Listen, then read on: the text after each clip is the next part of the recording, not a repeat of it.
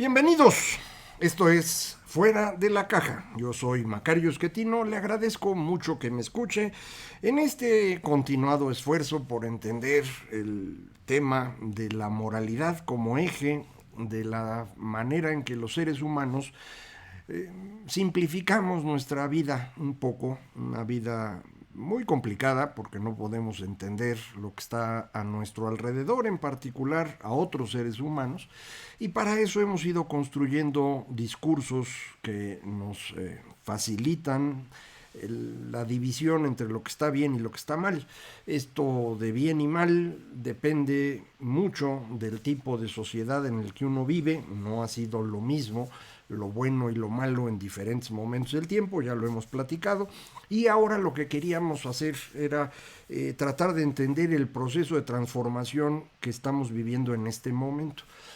Para lo cual, permítame decir de forma muy esquemática, todo esto ha sido muy esquemático, es difícil hacerlo de otra manera, de cómo hemos ido construyendo estos discursos. Déjenme empezar. Hace 4000 años construimos una sociedad que hemos dicho es como cuadriculada. Verticalmente tenemos a las familias, horizontalmente niveles, que hace 4000 años en la parte inferior de nuestra pirámide lo que pusimos fue a los esclavos para con eso liberar a los que estaban más arriba y permitirles empezar a pensar de forma distinta. Este proceso es muy evidente en el milenio previo a Cristo, este milenio en el cual aparece una gran cantidad de distintas formas de ver el mundo que llamaron mucho la atención de Karl Jaspers hace ya 70 años, y él llamó a esa época la edad axial. Es el periodo en el cual, de manera casi simultánea, digamos, viéndolo desde hoy, tenemos la aparición de Buda, de Mahavira, de Confucio, de Lao Tse, de Pitágoras, Sócrates, Moisés, en realidad el segundo templo, pero bueno, en esos años se hace una nueva forma de entender el mundo que sustituye lo anterior, no lo reemplaza por completo, sino construye sobre lo anterior para dar una visión de la ética personal que antes no existía.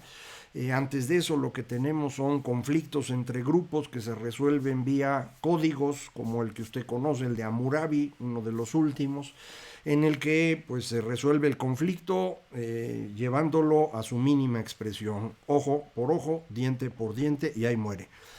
Hoy eso lo vemos absurdo, pero en ese momento era la mejor solución que se les ocurrió. Pasamos a esta forma que yo llamo tradicional, en la cual tenemos nuestra cuadrícula. El gran líder de esa cuadrícula, la figura importante, es el héroe que defiende al grupo. Uno está ahí adentro y vive en una familia extendida, le debe lealtad a esa familia. Al interior de la familia los conflictos se resuelven a través de este personaje importante, un líder familiar, un macho alfa, y cuando el conflicto ocurre fuera de la familia, el asunto se resuelve a golpes, es la violencia, por eso el código de Hammurabi. La iglesia cristiana, católica en su inicio, para poder sustituir al imperio romano, lo que hace es tratar de romper esa estructura familiar y lo va logrando a través de estos procesos que habíamos hablado, acabar con la familia extendida y moverse a la familia nuclear, con ello romper esa lealtad al interior de la familia y enviar toda la lealtad hacia la iglesia, lo cual funciona hasta que la iglesia se rompe en el siglo XVI y lo que vamos a tener es un proceso diferente. La iglesia, para hacer este proceso, va a controlar mucho el tema de reproducción, porque precisamente esa es la clave de la familia extendida.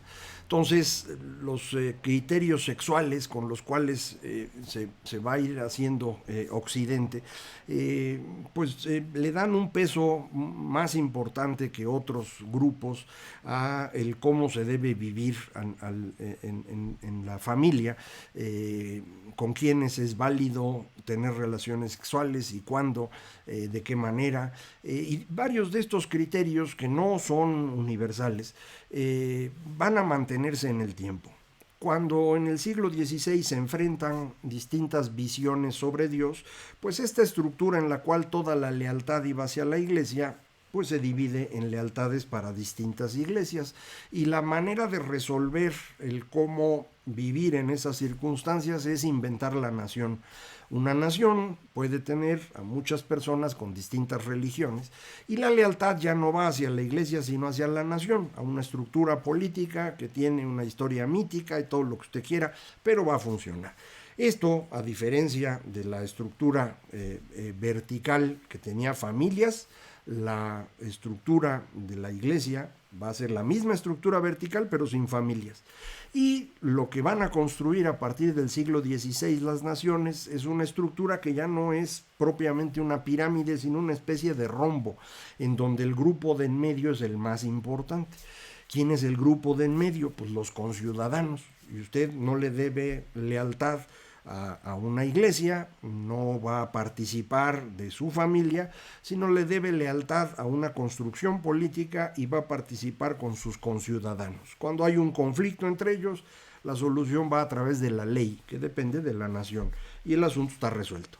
Pero pues es una construcción cultural, no es que venga de fábrica, no es que uno nazca listo para vivir en eso. Entonces tenemos estas tres estructuras que son vigentes en los últimos 4.000 años.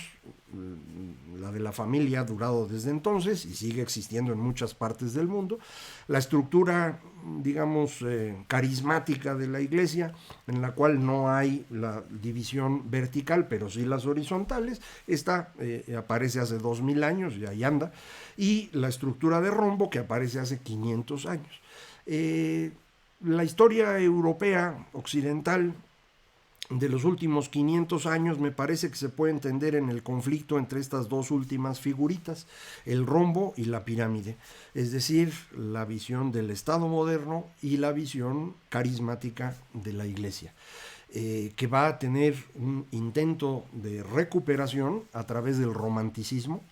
Ojo, no quiero decir que la Iglesia a través del romanticismo quisiera reaparecer, no, lo que reaparece es el discurso moral, ya no dependiente de la Iglesia, sino ahora dependiente de que Dios es la naturaleza, como diría Spinoza, y por lo tanto la naturaleza es lo relevante. Pero me regreso al líder carismático. Y me regreso a que yo, con quien tengo que tener lealtad, pues no es ni con mi familia, ni con mis conciudadanos, sino con todos aquellos que creen lo mismo que yo, con los feligreses. Y este romanticismo va a resultar pesadito, no nos lo hemos quitado de encima. Nuestros héroes desde entonces para acá ya no son el héroe, aquel violento y militar pleno de la época anterior, sino ahora es un héroe buena onda, ¿no? Es un héroe que al mismo tiempo es pastor, busca incorporar, es el que incluye a la gente. Y así son nuestros héroes de las películas y las novelas desde entonces, con sus idas para arriba y para abajo, pero esa es nuestra idea. En cambio, en la visión del rombo, el líder relevante, la figura importante, pues no es ni el héroe militar aquel, ni el pastor carismático, es el líder que ayuda a construir, que es más aburrido, la verdad. El que ayuda a construir empresas, el que ayuda a construir soluciones políticas, pues ese no gana aplausos, no es un quarterback del fútbol americano, no es un jonronero, es el que está chambeando diario. Y ese pues no llama tanto la atención. Y eso de resolver problemas a través de la ley, pues tampoco es tan bonito, ¿no? Ya ve usted que la ley es bien complicada. Entonces, en la estructura carismática, que regresa con el romanticismo, le decía, la forma de resolver el conflicto pues es la hoguera. El que no es parte de los feligreses pues no merece ningún respeto. Eso fue el inicio del romanticismo, eso es la Revolución Francesa. Se logró controlar en una transformación del rombo, ya no únicamente a tener algunas ideas de orden y de ciudadanía, sino ampliar el espacio de ciudadanía y además empezar a moverse a enfrentar el tema de la naturaleza que nos domina, dicen los románticos, por una naturaleza que nosotros dominamos, dicen los científicos. Y ese es el gran triunfo del siglo XIX.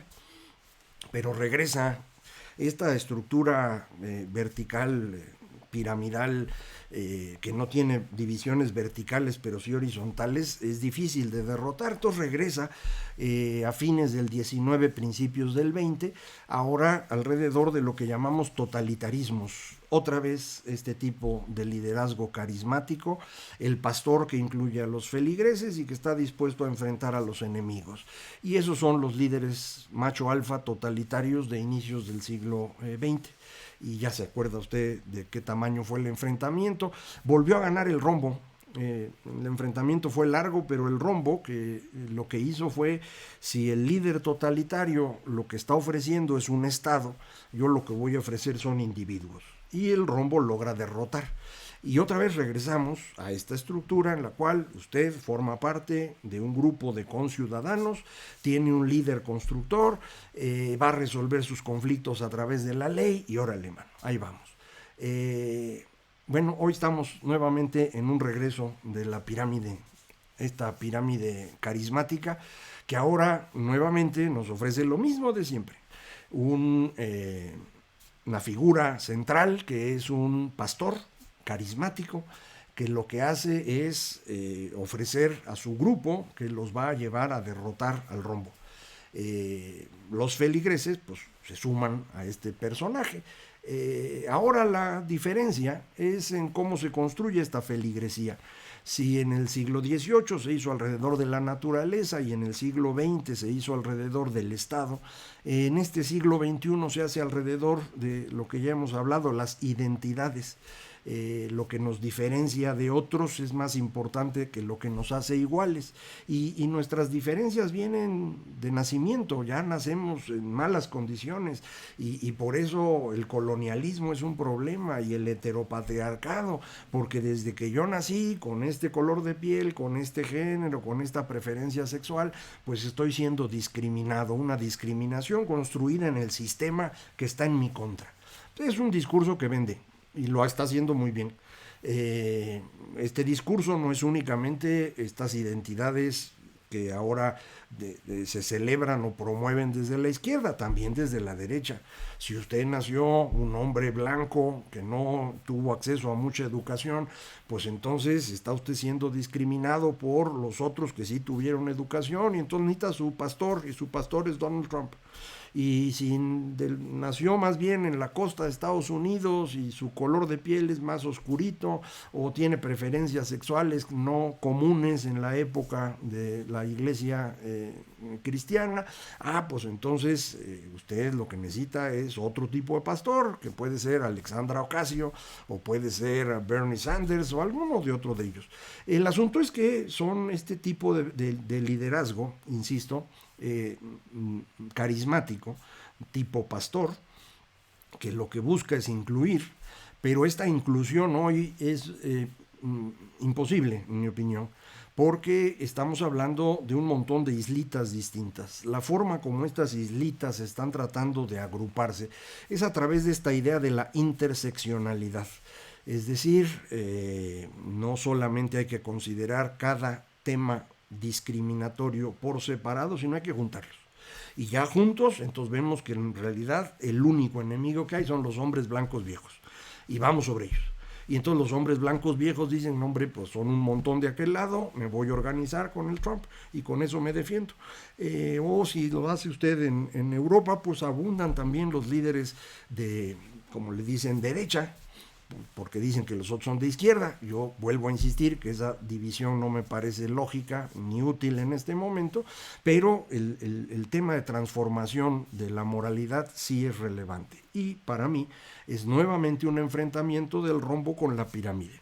Un rombo en el cual para funcionar se necesita un líder constructor, se necesita formar parte de una ciudadanía y se necesita resolver los conflictos a través de la ley.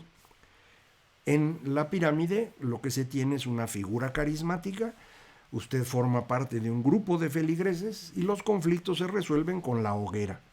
Eso es la cultura de la cancelación hoy. No es una buena forma de hacer las cosas, no va a funcionar. pero eso no significa que no ocurra. Cada enfrentamiento del rombo y la pirámide ha sido útil, nos ha permitido ampliar el rombo. Porque el rombo al principio, pues en realidad tenía una base muy grandota. No cualquiera entraba a la parte donde se tomaban decisiones. Los hombres blancos, sí. Los que tenían propiedades, los que sabían leer. Para el siglo XIX, después del enfrentamiento con el romanticismo, ese grupo se amplía y ya son todos los hombres. Para el siglo XX, después del enfrentamiento con el totalitarismo, se amplía más y ya también entran las mujeres. Ahora creo que esto va a permitir incorporar a muchas personas con diferentes preferencias, con diferentes géneros.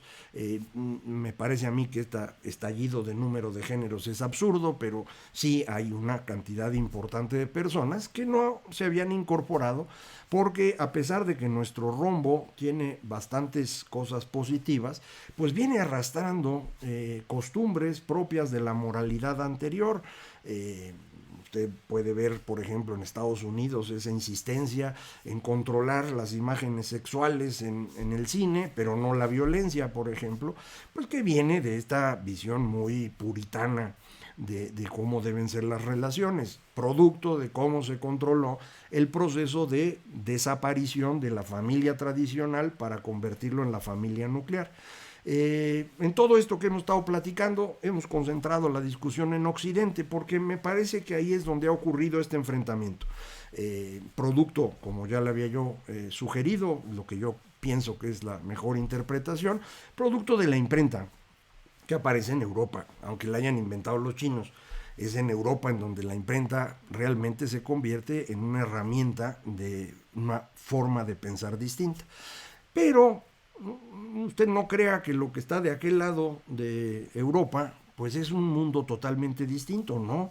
Se construye con los mismos seres humanos y se construye con prácticamente las mismas ideas, vistas de una manera un poco distinta, pero no son tan diferentes. Recuerde usted que lo comentamos la otra ocasión, Asia Central es un espacio de comunicación continua entre, de un lado, Europa, del otro lado, China, y abajo, la India. Y la información fluye continuamente, y por eso la edad axial no es tan absurda como parece. Buda, Mahavira, Confucio, Lao Tse, que no viven exactamente en las mismas fechas, pero muy cercanas, están mandando ideas a través de un espacio en el cual efectivamente fluyen no solamente las ideas, sino las mercancías, en ese periodo posterior al nacimiento de Cristo. Vuelve a haber una estructura alrededor fundamentalmente centrada en los musulmanes, y posteriormente con los mongoles, y todas las ideas se van moviendo de manera que no se imagine que están en otro planeta. Tuvieron distintas estructuras de gobierno. China mantuvo durante mucho tiempo estructuras dinásticas muy pesadas. La última dinastía, anterior a la actual, prácticamente se va derrumbando ante la incapacidad de enfrentar al rombo que le llegaba de Europa. Y en el intento de construir el rombo es donde el señor Mao logra ganar la guerra e imponer una nueva dinastía. Vuelve Deng a tratar de construir su rombo en China y dice: hacerse rico es glorioso, lléguenle, y empieza a crecer esto. Y ahora Xi Jinping dice: no, eso del rombo no es buena idea, vámonos de regreso. Son diferentes formas del enfrentamiento, pero el enfrentamiento existe. Y me parece que esto es el tema relevante para los próximos años. ¿Cómo vamos a administrar el conflicto entre nuestra estructura moral propia de la modernidad con esta versión actualizada de la estructura carismática que fue construyendo la Iglesia y que ha ido regresando, insisto, en estas versiones, una religión naturista, como fue el romanticismo, o una religión laica, como fue el caso de los totalitarismos del siglo XX, o en estos momentos una especie de religión del archipiélago. Este proceso es el importante, sobre ese vamos a seguir platicando, pero pues yo espero que estos discusiones acerca de la moralidad le hayan sido útiles. Es un tema bien complejo, me imagino que a muchos de ustedes no les habrá gustado la idea, pero pues hay que platicarlo y ahí vamos entendiendo poco a poco mejor las cosas. Muchísimas gracias. Esto fue Fuera de la Caja.